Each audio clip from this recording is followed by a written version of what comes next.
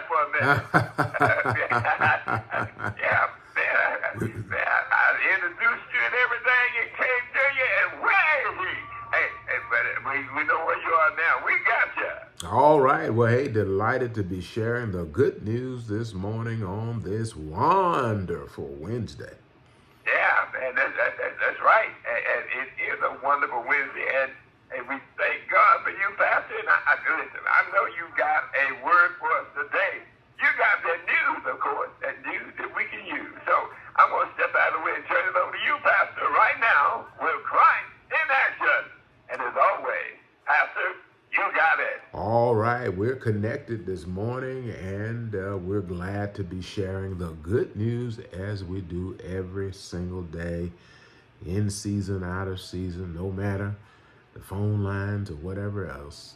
We are always bringing you good news because it's good news that never ever fails. That of God's love for you and I, given to us in his son, Jesus Christ. And that's what we declare, that in order to save us, in order to save the day, because of love, the Lord Jesus put himself in harm's way. Why would he do such a thing?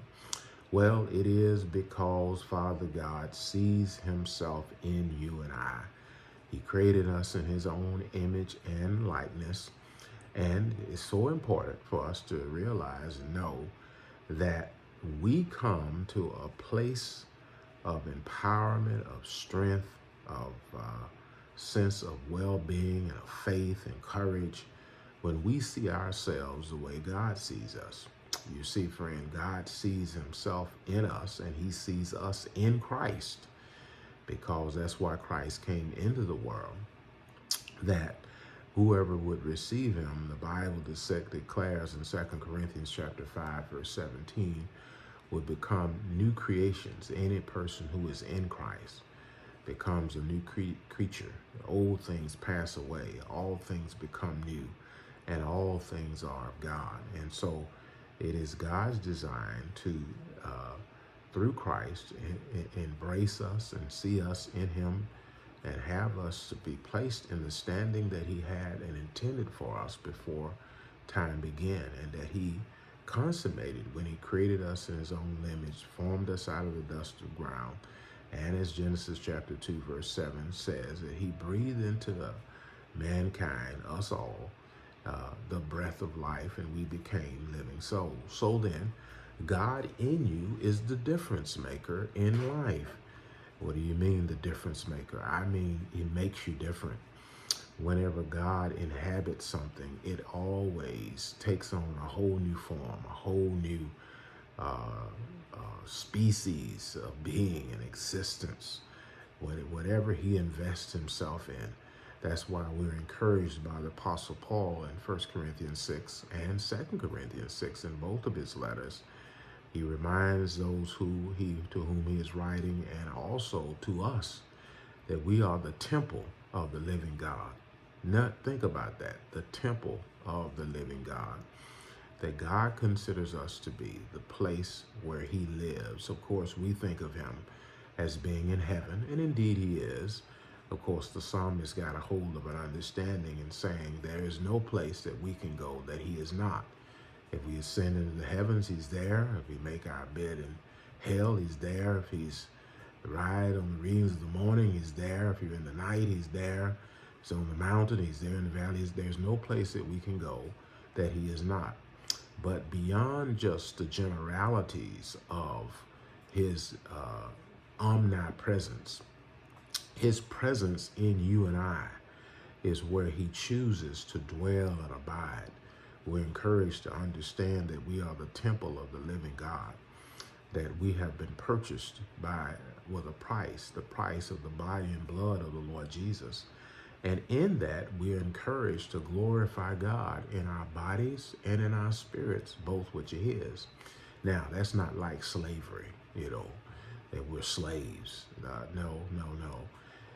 It is to understand that he loves us with such intent and purpose that just like any father, his great desire is to see himself alive and replicated and being flowing through us any father, any parent, or any leader with great power will look with great pride upon the children or those, that team or whoever he or she leads, when they see whatever good things they are seeking to carry out and to teach and to mentor, to see it shown and replicated in those whom they lead or teach or parent. So it is with our Heavenly Father. He finds great joy when he sees himself being manifest in you and I. What do you mean by manifest? Simply we exchange our thoughts for his thoughts, our ways for his ways. I end with this in Isaiah 55.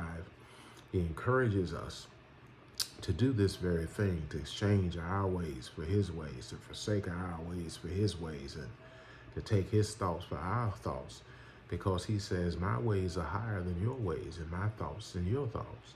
You know what that's really all about? God doesn't want us living beneath our call, beneath our design, the privilege that he has created and given to us in making us in his own image and likeness. Nor does he want us to live in an environment that is less than what he created us to reign over.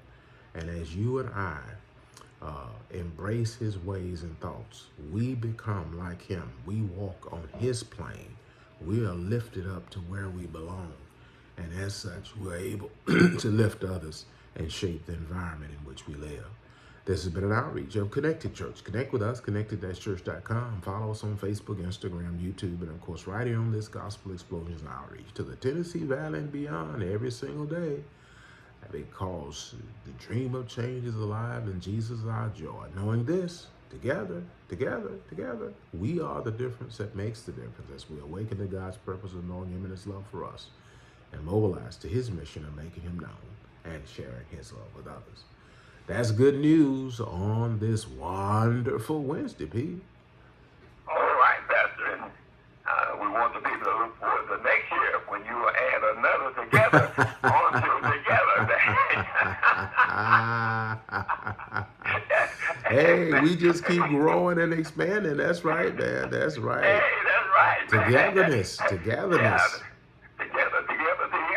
We stand beside it. We fall. Hey, man, that you showed us up, Pastor. Hey, and we appreciate you. And we look forward to hearing you again tomorrow morning with another Christ in Action broadcast. All right, sir. You keep on doing what you're doing. Lord willing, we'll talk to you again real soon. Bye-bye for now.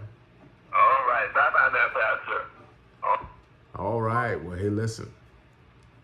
Again, yes, it is. It's about together. How good and pleasant it is for brethren to dwell together in unity. In Psalms 133, it says it's like the oil that ran down the beard of Aaron and upon his skirts. It's like the dew on the Mount of Hermon. That's where God cut the covenant. So there is an anointing and an empowerment that comes on us as we realize who we are, that we are the offspring of God, the children of God, and we have this difference of perspective and vantage point.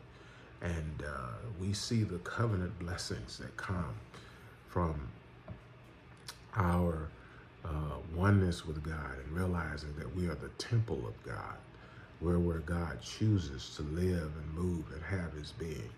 May we yield the right of way to him, because at the end of the day, as I said, it's not like we become slaves, but we become empowered, and we begin to function as his offspring, those who he has crowned with glory and honor, placed over the works of his hands. That's how he sees you. That's where he wants us.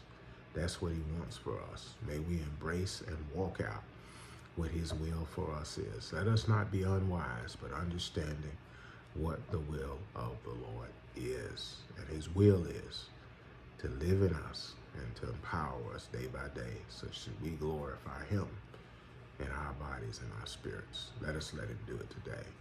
All right, remember this always. God loves himself from you. We do too. You matter to God, and you matter to us. Do have a wonderful Wednesday. Do it on purpose.